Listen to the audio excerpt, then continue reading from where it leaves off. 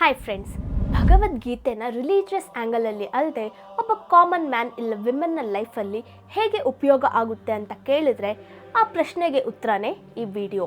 ಇದು ಜಸ್ಟ್ ಒಂದು ಚಿಕ್ಕ ಎಕ್ಸಾಂಪಲ್ ಮಾತ್ರನೇ. ಸೊ ಕಾನ್ಸೆಪ್ಟ್ ಏನಂದರೆ, ಯಾವುದೋ ಒಂದು ಮೂಮೆಂಟಲ್ಲಿ ಎಲ್ರಿಗೂ ನೆಗೆಟಿವ್ ಥಾಟ್ಸ್ ಬರ್ತಿರುತ್ತೆ, ಇಲ್ಲ ಅವಶ್ಯಕತೆ ಇಲ್ಲದೆ ಇರೋ ವಿಷಯದ ಬಗ್ಗೆ ಹೆಚ್ಚಾಗಿ ಆಲೋಚಿಸ್ತಿರ್ತೀವಿ. ಅದೇ ಓವರ್ ಥಿಂಕಿಂಗ್. ಈ ಎರಡು ಪ್ರಾಬ್ಲಮ್ಸ್ಗೆ ಸೊಲ್ಯೂಷನ್ ಸಿಕ್ಕಿದ್ರೆ ಸಾಕು, ಇಡೀ ಪ್ರಪಂಚವನ್ನೇ ಗೆಲ್ಬೋದು.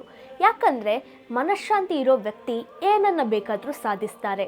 ಸೊ ಕೃಷ್ಣನು ಅರ್ಜುನನಿಗೆ ಬೋಧಿಸಿರೋ ಭಗವದ್ಗೀತೆಯಲ್ಲಿ ಇದ್ರ ಬಗ್ಗೆ ಏನು ಹೇಳಿದಾರೋ ತಿಳ್ಕೊಳ್ಳೋಣ. ಈ ವಿಡಿಯೋನ ಮುಖ್ಯವಾಗಿ 3 ಜನರಿಗೆ ಶೇರ್ ಮಾಡಿ. ಭಗವದ್ಗೀತೆ ಬಗ್ಗೆ ಗೊತ್ತಿಲ್ಲದೆ ಇರೋರಿಗೆ, ತಿಳ್ಕೊಳ್ಬೇಕು ಅಂತ ಇಂಟ್ರೆಸ್ಟ್ ಇರೋರಿಗೆ, ಹಾಗೆ ಮೆಂಟಲ್ ಪೀಸ್ ಇಲ್ಲದೆ ತೊಂದರೆ ಪಡ್ತಿರೋರಿಗೆ. ಸೊ ಈ ವಿಡಿಯೋದ ಬಗ್ಗೆ ನಿಮ್ಮ ಒಪಿನಿಯನ್ನ ಕಮೆಂಟ್ ಮಾಡೋಕ್ಕೆ ಮರ್ತೋಗ್ಬೇಡಿ. ನೀವು ಕೊಡೋ ರೆಸ್ಪಾನ್ಸ್ನ ಮೇಲೆ ಭಗವದ್ಗೀತೆಯ ಒಂದೊಂದು ಚಾಪ್ಟರ್ನ ಸಪ್ರೇಟ್ ವಿಡಿಯೋಸ್ ಆಗಿ ಅಪ್ಲೋಡ್ ಮಾಡ್ತೀನಿ. ಸೊ ಮಿಸ್ ಮಾಡದೆ ಲೈಕ್ ಮಾಡೋಕ್ಕೆ ಸಹ ಮರಿಬೇಡಿ. Now let's get started. Welcome to Pushpa Prasanga. Phalguna, Jishnu, ವಿಜಯ, ಕಿರೀಟಿ, ಧನಂಜಯ, ಪಾರ್ಥ, ಪರಂತಾಪ, ಹೀಗೆ ಅರ್ಜುನನಲ್ಲಿರೋ ಒಂದೊಂದು ಸೂಪರ್ ಕ್ವಾಲಿಟಿನ ವಿವರಿಸೋ ಹೆಸರು ಒಟ್ಟಾಗಿ 14 ಇದೆ. ಪರಮೇಶ್ವರನ ಹತ್ರ ಯುದ್ಧ ಮಾಡಿ ಪಾಶುಪತಾಸ್ತ್ರನ ಸ್ವಂತ ಮಾಡಿಕೊಂಡ. ವಿರಾಟ ಪರ್ವದಲ್ಲಿ ಬರಿಗೈಯಲ್ಲಿ ಕೌರವ ಸೈನ್ಯವನ್ನ ನಡುಗಿಸ್ದ. ಅಂಥದ್ರಲ್ಲಿ 13 ವರ್ಷಗಳಿಂದ ಎಲ್ಲರೂ ಸಿದ್ಧ ಆಗ್ತಾ ಎದುರು ನೋಡ್ತಿದ್ದ ಕುರುಕ್ಷೇತ್ರ ಯುದ್ಧ ಶುರು ಆಗ್ತಿದ್ರೆ ಕನ್ಫ್ಯೂಷನ್ ಅಲ್ಲಿ ಬಿದ್ದೋದ್ರು. ಎಲ್ರೂ ನಮ್ಮವರೇ ಅಲ್ವಾ, ಭೀಷ್ಮ ಪಿತಾಮಹ ನನ್ನ ತಾತ, ದ್ರೋಣಾಚಾರ್ಯ ಅವರು ನನಗೆ ವಿದ್ಯೆ ಕಲಿಸಿದ ಗುರು. ಕೊನೆಗೆ ಅಧರ್ಮ ಪರರಾಗಿದ್ರೂ ದುರ್ಯೋಧನ, ದುಶ್ಯಾಸನ ಮತ್ತು ಇತರರು ನನಗೆ ಅಣ್ಣ ತಮ್ಮಂದಿರೇ ಅಲ್ವಾ, ಇವರ ಜೊತೆ ಹೇಗೆ ಯುದ್ಧ ಮಾಡೋದು ಅಂತ ಆಲೋಚಿಸ್ತಾ, ಒಂದು ವೇಳೆ ಯುದ್ಧ ಮಾಡಿದ್ರೆ ಅದು ಪಾಪ ಆಗುತ್ತೆ, ಪಾಪ ಮಾಡಿದ್ರೆ ವಂಶ ನಾಶ ಆಗುತ್ತೆ, ಹಾಗಾಗಿ ಗೈಡ್ ಮಾಡೋವ್ರಿಲ್ಲದೆ ಮನೆಯ ಹೆಣ್ಣು ಮಕ್ಕಳು ಮತ್ತು ಕುಟುಂಬಸ್ಥರು ತಪ್ಪು ದಾರಿ ಹಿಡಿತಾರೆ, ಅದರ ನಂತರ ತಲೆಮಾರುಗಳು ನಾಶ ಆಗುತ್ತೆ, ಅದಕ್ಕೆ ಯುದ್ಧ ಮಾಡೋದಕ್ಕಿಂತ ದುರ್ಯೋಧನ ಕೈಯಲ್ಲಿ ಸಾಯೋದೇ ಮೇಲು. ಒಬ್ಬ ಕ್ಷತ್ರಿಯನಾಗಿ ಧರ್ಮಕ್ಕೆ ಪ್ರಾಧಾನ್ಯತೆ ಕೊಟ್ಟು ಯುದ್ಧ ಮಾಡೋರನ್ನ ಸೋಲಿಸ್ಲಾ, ಇಲ್ಲ ಬಂಧುತ್ವವನ್ನು ದೃಷ್ಟಿಯಲ್ಲಿಟ್ಕೊಂಡು ಅವರ ಕೈಯಲ್ಲೇ ಸೋತೋಗ್ಲಾ ಅಂತ ಕೃಷ್ಣನ ಬಳಿ ತನ್ನ ಪರಿಸ್ಥಿತಿನ ವಿವರಿಸಿ ಏನು ಮಾಡದೆ ಸುಮ್ಮನೆ ಆಗ್ತಾರೆ. ತನ್ನ ಬಿಲ್ಲನ್ನು ಸಹ ಬಿಟ್ಬಿಡ್ತಾರೆ. ಅರ್ಜುನ ಕೇವಲ ಆ ಕ್ಷಣ ನಡೆಯೋ ಯುದ್ಧದ ಬಗ್ಗೆ ಮಾತ್ರ ಅಲ್ಲದೆ ಎಲ್ಲೋ ಫ್ಯೂಚರಲ್ಲಿ ಆಗೋ ನಷ್ಟದ ಬಗ್ಗೆ ಸಹ ಅಂದಾಜು ಮಾಡಿದ್ರು. ಕೊನೆಗೆ ಏನು ಮಾಡಬೇಕೋ ಅರ್ಥ ಆಗ್ತಿಲ್ಲ ಅಂತ ಕೃಷ್ಣನ ಬಳಿ ಸಲಹೆ ಕೇಳ್ತಾರೆ. ಅತಿಯಾಗಿ ಆಲೋಚಿಸ್ತಿದ್ದೀರಾ ಅಂತ ಹೇಳೋಕೆ ಹೀಗೆ ಒಂದಾದ್ಮೇಲೆ ಇನ್ನೊಂದನ್ನು ಕಂಟಿನ್ಯೂಸ್ ಆಗಿ ಆಲೋಚಿಸ್ತಾ ಯಾವುದೇ ಆ್ಯಕ್ಷನ್ ತಗೊಳ್ಳದೆ ಇರೋ ಸಿಚುಯೇಷನ್ಗೆ ಸೇರ್ಕೊಳ್ತೀರಾ. ಇದನ್ನು ಓವರ್ ಥಿಂಕಿಂಗ್ ಪ್ಯಾರಾಲಿಸಿಸ್ ಇಲ್ಲ ಅನಾಲಿಸಿಸ್ ಪ್ಯಾರಾಲಿಸಿಸ್ ಅಂತಾರೆ. ಇನ್ನೂ ಹೆಚ್ಚು ಆಲೋಚಿಸ್ತಿದ್ದೀರಾ ಅಂತ ಗೊತ್ತಾದ ಮೇಲೆ ನಮಗೆ ಇರೋ 2 ಆಪ್ಷನ್ಸ್. ಒಂದು, ಹೇಗೆ ಅರ್ಜುನನು ಕೃಷ್ಣನ ಹೆಲ್ಪ್ ತಗೊಂಡ್ರೋ ಹಾಗೆ ಯಾರಾದರೂ ನಮ್ಮ ಒಳ್ಳೆಯದನ್ನು ಬಯಸೋರನ್ನ ಹೆಲ್ಪ್ ಕೇಳೋದು. ಎರಡನೇದು, ಅಂಥವ್ರು ಇಲ್ಲದೆ ಹೋದರೆ ಕೃಷ್ಣನು ಅರ್ಜುನನಿಗೆ ಕೊಟ್ಟ ಸಲಹೆನ ಫಾಲೋ ಆಗೋದು. ಸಿಗೋ ಫಲಿತ ನಮ್ಮ ಕೈಯಲ್ಲಿಲ್ಲ, ಹಾಗಾಗಿ ಅದರ ಬಗ್ಗೆ ಆಲೋಚಿಸೋದನ್ನು ಚೇಂಜ್ ಮಾಡ್ಕೊಳ್ಳಿ. ಮಾಡೋ ಕೆಲಸ ಮಾತ್ರನೇ ನಿನ್ನ ಅಧೀನದಲ್ಲಿದೆ, ಹಾಗಾಗಿ ನೀನು ಯಾವ ಕೆಲಸ ಮಾಡಬೇಕು ಅಂತ ನಿನ್ನ ಪ್ರಯಾಣನ ಶುರು ಮಾಡ್ದೋ ಆ ಕೆಲಸನ ಮಾಡು. ಹಾಗೆ ಹೇಗೆ ಇರೋಕ್ಕಾಗುತ್ತೆ ಅಂತ ಥಿಂಕ್ ಮಾಡ್ತಿದ್ದೀರಾ? ನಿಮಗೆ ಒಂದು ಲೈವ್ ಎಕ್ಸಾಂಪಲ್ ಹೇಳ್ತೀನಿ. ನಮ್ಮ ಚಾನಲಲ್ಲಿ ಅಪ್ಲೋಡ್ ಮಾಡೋ ಒಂದೊಂದು ವಿಡಿಯೋಗೂ ನಾನು ಮಾಡೋ research, script work, video record, editing, ಈ ಎಲ್ಲ ಕೆಲಸಗಳು ಕಂಪ್ಲೀಟ್ ಆಗೋಕ್ಕೆ 2 ರಿಂದ 3 ದಿನಗಳಾಗುತ್ತೆ. ಇನ್ನು ಅಪ್ಲೋಡ್ ಮಾಡಿದ ಮೇಲೆ ಎಷ್ಟು ಜನ ನೋಡ್ತಾರೋ, ಅಸಲಿಗೆ ನೋಡ್ತಾರೋ ಇಲ್ವೋ, ಒಂದು ವೇಳೆ ನೋಡದೆ ಹೋದರೆ ಇಲ್ಲ ಶೇರ್ ಮಾಡದೆ ಹೋದರೆ ಪಟ್ಟಿರೋ ಕಷ್ಟ ಎಲ್ಲ ವೇಸ್ಟೇ ಅಲ್ವಾ ಅನ್ನೋ ಆಲೋಚನೆ ನನಗೆ ಇಲ್ಲ. ನನ್ನ ಕೆಲಸ ಕೇವಲ ವೀಡಿಯೋಸ್ನ ಕ್ರಿಯೇಟ್ ಮಾಡಿ ನನಗಿರೋ ನಾಲೆಡ್ಜ್ನ ನಿಮ್ಮ ಹತ್ರ ಶೇರ್ ಮಾಡ್ಕೊಳ್ಳೋದು, ಗೊತ್ತಿರೋ ನಾಲೆಡ್ಜ್, ಪುರಾಣ, ಇತಿಹಾಸಗಳನ್ನ ಎಲ್ರಿಗೂ ಅರ್ಥ ಆಗೋ ರೀತಿ ಹೇಳೋದು ಅಷ್ಟೇ. ಸೊ ಯಾರಾದರೂ ಎಂಕರೇಜ್ ಮಾಡಿ ಇತರರ ಜೊತೆ ವೀಡಿಯೋಸ್ನ ಶೇರ್ ಮಾಡಿದ್ರೆ ಅವ್ರ ಮೇಲೆ ನನಗೆ ಯಾವತ್ತಿಗೂ ಗ್ರ್ಯಾಟಿಟ್ಯೂಡ್ ಇರುತ್ತೆ. ಆದರೆ ಹಾಗೆ ಶೇರ್ ಮಾಡಬೇಕು, ವ್ಯೂಸ್ ಹೆಚ್ಚಾಗಬೇಕು ಅಂತ ಆಲೋಚಿಸ್ತಾ ಸುಮ್ಮನೆ ಕೂತ್ಕೊಳ್ಳಲ್ಲ. ಇಂತಹ ಆ್ಯಟಿಟ್ಯೂಡ್ ನನ್ನಲ್ಲಿ ಬೆಳೆಯೋಕ್ಕೆ ಕಾರಣ ಇತರ ವಿಷಯಗಳ ಬಗ್ಗೆ ಮತ್ತು ಪುರಾಣ ಇತಿಹಾಸಗಳ ಬಗ್ಗೆ ಓದೋದು, ಬರೆಯೋದು, ಆ ಕೆಲಸದ ಮೇಲೆ ನನಗಿರೋ ಇಷ್ಟ. ನಾವು ಇಷ್ಟಪಟ್ಟು ಮಾಡೋ ಯಾವ ಕೆಲಸದಲ್ಲಾದರೂ ಅದರಲ್ಲಿರೋ ಕಷ್ಟನ ಅಷ್ಟೊಂದು ಕೇರ್ ಮಾಡಲ್ಲ. ಒಂದು ಸರಿ ನೀವೇ ಥಿಂಕ್ ಮಾಡಿ. ಸಪೋಸ್ ಫೋಟೋಗ್ರಫಿ ಅಂದರೆ ನಿಮಗೆ ಇಷ್ಟ ಇರೋದ್ರಿಂದ ಆ ಕೆಲಸದಲ್ಲಿ ದಿನ ನೀವು ಟೈಮ್ ಸ್ಪೆಂಡ್ ಮಾಡ್ತೀರಾ. ಒಂದು ವೇಳೆ ನಿಮ್ಮ ಹತ್ರ ಡಿಜಿಟಲ್ ಕ್ಯಾಮ್ರಾ ಇಲ್ಲದೆ ಹೋದರೂ ನಿಮ್ಮ ಹತ್ರ ಇರೋ ಸ್ಮಾರ್ಟ್ಫೋನ್ನ ಆದರೂ ಯೂಸ್ ಮಾಡ್ತೀರಾ. ಒಂದು ಲೆವೆಲ್ ಕ್ರಾಸ್ ಆದಮೇಲೆ ಅದರಲ್ಲಿ ಕೆಲವು ಕಾನ್ಸೆಪ್ಟ್ಸ್ ನಿಮಗೆ ಕಷ್ಟ ಅನಿಸಿದ್ರೂ ಸರಿಯಾದ ಪಿಕ್ಚರ್ ಕ್ಲಿಕ್ ಮಾಡೋವರೆಗೂ ತಾಳ್ಮೆಯಿಂದ ಇರ್ತೀರಾ. ಇಲ್ಲಿ ನೀವು ಅಬ್ಸರ್ವ್ ಮಾಡಿದ್ರೆ ನಿಮಗೆ ಫೋಟೋಗ್ರಫಿ ಮೇಲೆ ಇರೋ ಇಂಟ್ರೆಸ್ಟ್ ನಿಮ್ಮ ಮನಸ್ಸಿಗೆ ಖುಷಿ ಕೊಡುತ್ತೆ. ಆ ಖುಷಿಯಿಂದ ನೀವು ಕೇವಲ ಮಾಡ್ತಿರೋ ಕೆಲಸದ ಮೇಲೆ ಮಾತ್ರನೇ ಫೋಕಸ್ ಮಾಡಬೇಕು ಅನ್ನೋ ಆಲೋಚನೆ ಮನಸ್ಸಲ್ಲಿ ಹುಟ್ಟುತ್ತೆ. ಅವಾಗಿಂದ ಆ ಕೆಲಸ ಮಾಡೋಕ್ಕೆ ಬೇರೆ ಇತರ ಕಾರಣಗಳು ಇರಲ್ಲ. ನಾನು ಅಂದ್ಕೊಂಡ ಫೋಟೋಗ್ರಫಿ ಮಾಡಿದ್ರೆ ಸಾಕು ಅನ್ನೋ ಆಲೋಚನೆ ಮನಸ್ಸಲ್ಲಿ ಸ್ಟ್ರಾಂಗ್ ಆಗಿರುತ್ತೆ. ಅದೇ ವಿಷಯನ ನಮ್ಮ ದೃಷ್ಟಿ ನಾವು ಮಾಡೋ ಕೆಲಸದ ಮೇಲೆ ಇದ್ದರೆ ರಿಸಲ್ಟ್ ಆ್ಯಂಡ್ ಅದರಿಂದ ಉಂಟಾಗೋ ಪರಿಸ್ಥಿತಿಯ ಬಗ್ಗೆ ಆಲೋಚನೆ ಇರಲ್ಲ ಅಂತ ಭಗವದ್ಗೀತೆಯಲ್ಲಿ ಹೇಳ್ತಿದ್ದಾರೆ. ನೀವು ಮಾಡೋ ರಾಂಗ್ ಥಿಂಕಿಂಗ್ನ ರೈಟ್ ಥಿಂಕಿಂಗ್ ಆಗಿ ಚೇಂಜ್ ಮಾಡ್ಕೊಳ್ಬೇಕಂದ್ರೆ ಮನಸ್ಸಲ್ಲಿರೋ ಆಲೋಚನೆಗಳನ್ನ ಸರಿ ಮಾಡಬೇಕು. ಜನರಲ್ ಆಗಿ ನಾವು ಮಾಡೋ ಯಾವ ಆಲೋಚನೆ ಆದರೂ ಅದು 2 ವಿಷಯಗಳ ಮೇಲೆ ಆಧಾರವಾಗಿರುತ್ತೆ. ವಾಸ್ತವ ಅಂದರೆ ರಿಯಾಲಿಟಿ, ನಂಬಿಕೆಗಳು ಅಂದರೆ ಬಿಲೀಫ್ಸ್. ನಮ್ಮಲ್ಲಿ ತುಂಬ ಜನ ರಿಯಾಲಿಟಿಗಿಂತ ನಂಬಿಕೆಗಳ ಮೇಲೆ ಡಿಪೆಂಡ್ ಆಗಿರ್ತಾರೆ. ಫಾರ್ ಎಕ್ಸಾಂಪಲ್, ಈಗಲೂ ಕೆಲವು ಏರಿಯಾದಲ್ಲಿ ಸ್ಕೂಲಲ್ಲಿರೋವಾಗಲೇ ಚೆನ್ನಾಗಿ ಓದಿ ಟಾಪ್ ಸ್ಕೋರ್ಸ್ ಇದ್ರೇ ಒಳ್ಳೆ ಕೆಲಸ ಸಿಗುತ್ತೆ ಅಂತ ನಂಬ್ತಾರೆ. ಬಟ್ ರಿಯಾಲಿಟಿಗೆ ಬಂದರೆ ನಿಮ್ಮ ಅಕಾಡೆಮಿಕ್ಸ್ ಹೇಗಿದ್ದರೂ ನೀವು ಮಾಡೋ ಜಾಬಲ್ಲಿ ಯೂಸ್ ಮಾಡೋ ಸ್ಕಿಲ್ಸ್ ಆ್ಯಂಡ್ ನಾಲೆಜ್ನ ಮೇಲೆ ಒಳ್ಳೆ ಗ್ರಿಪ್ನ ಜೊತೆ ಒಳ್ಳೆ ಕಮ್ಯುನಿಕೇಷನ್ ಆ್ಯಂಡ್ ಪ್ರಾಬ್ಲಮ್ಸ್ನ ಸಾಲ್ವ್ ಮಾಡೋ ಕೇಪಬಿಲಿಟೀಸ್ ಇದ್ದರೆ ಸಾಕು. ನಿಜವಾಗ್ಲೂ ಮೊದಲ ಪಾಯಿಂಟ್ ಕೇವಲ ನಂಬಿಕೆ ಮಾತ್ರನೇ ಅಲ್ಲ, ಅಪನಂಬಿಕೆ ಅಂತಾನೆ ಹೇಳಬೇಕು.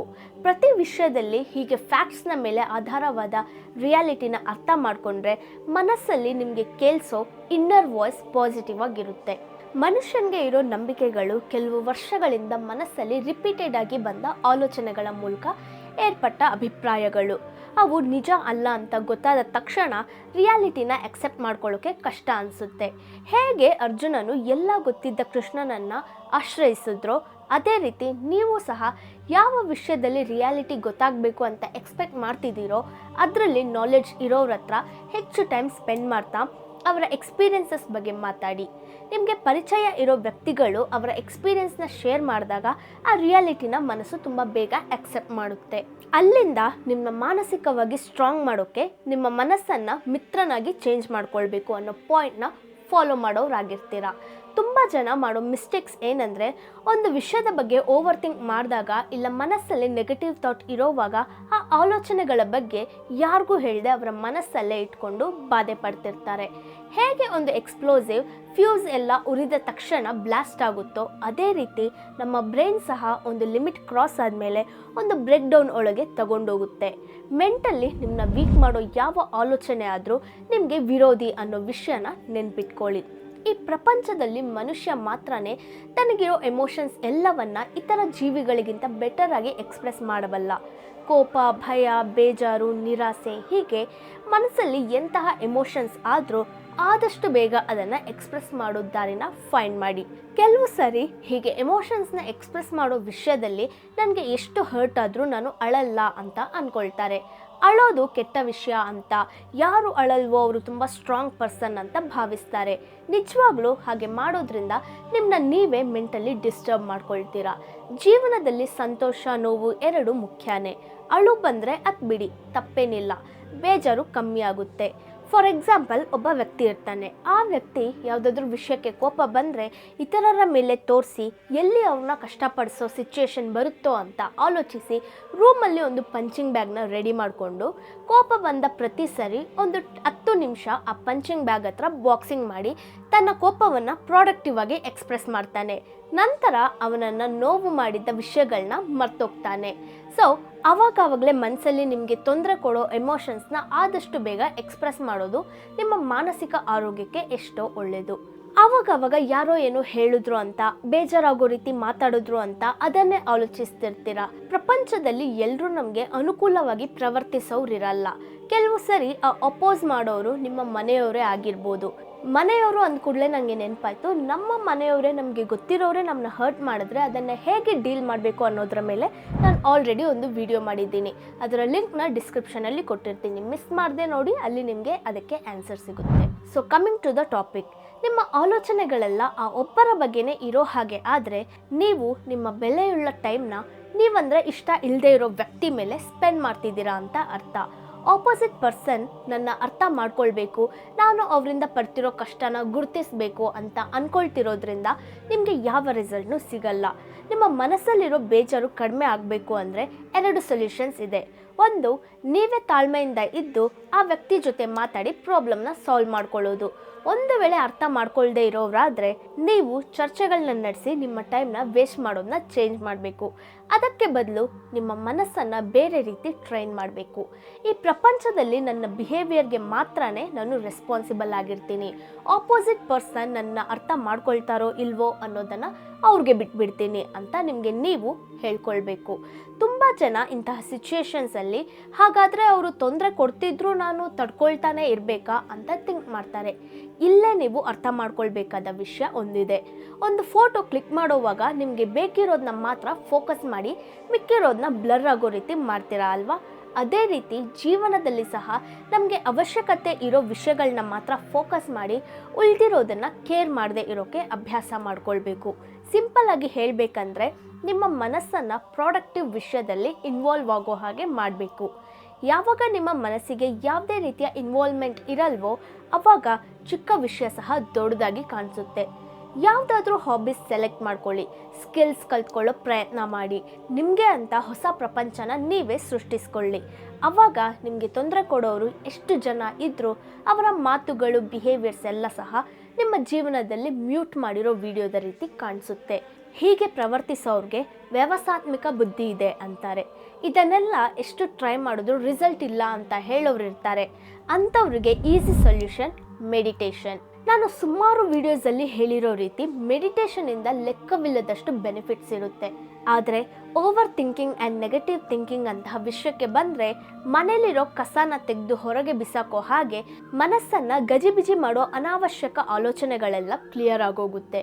ಮೆಡಿಟೇಷನ್ ಮಾಡ್ತಿರೋವಾಗ ನಮ್ಮ ಬ್ರೈನ್ ಆ್ಯಕ್ಟಿವಿಟಿಯಲ್ಲಿ ಮಾತ್ರ ಅಲ್ಲ, ಫಿಸಿಕಲ್ಲಿ ಸಹ ಎಷ್ಟೋ ಚೇಂಜಸ್ ಬರುತ್ತೆ.